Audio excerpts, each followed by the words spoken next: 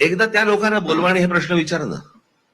मी लोकांचं म्हणतोय. नाही नाही नाही नाही, मी म्हणतोय की ह्या लोकांना एकदा बोलवा आणि त्यांचं एकदा मराठीबद्दलचं काय म्हणणं आहे, की तुम्ही हिंदी का आणतात, कशासाठी आणतात, ह्या लादायचा प्रयत्न का करतात, काही गरज आहे का या गोष्टींची, तुम्हाला कोणी सांगितलंय, बाजूच्या राज्यांमध्ये कुठे होत नाहीये, तुम्ही इथेच का करायचा प्रयत्न करताय.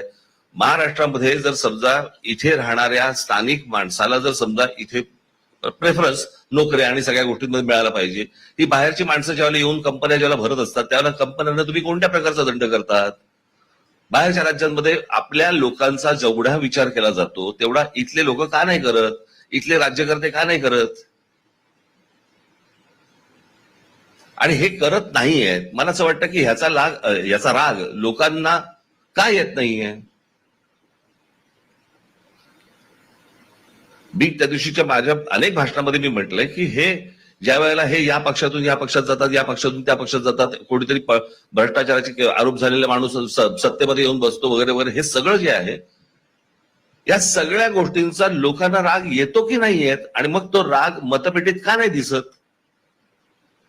त्या निवडणुकीच्या वेळेला नेमकं काय होतं तुम्हाला, कोणत्या प्रकारची ग्लानी असते ती. जर लोकांची भीतीच वाटत नसेल राजकारण्यांना तर राजकारणी असेच वागणार. किंमतच नाही लोकांची. महाराष्ट्रामध्ये लोकांची किंमतच नाही, जनतेची किंमतच नाहीये. कारण आम्ही कितीही धुळगूस घातला, काही केलं तरी पण शेवटी निवडणुका ज्यावेळेला लागतात त्या निवडणुकांच्या वेळेला तुम्ही परत आम्हालाच मतदान करणार आहात. हा विश्वास जोपर्यंत त्यांचा तुटत नाही तोपर्यंत हे असंच होत राहणार महाराष्ट्रात. किंबहुना ह्याच्यापेक्षा घाणेरडं होत जाणार.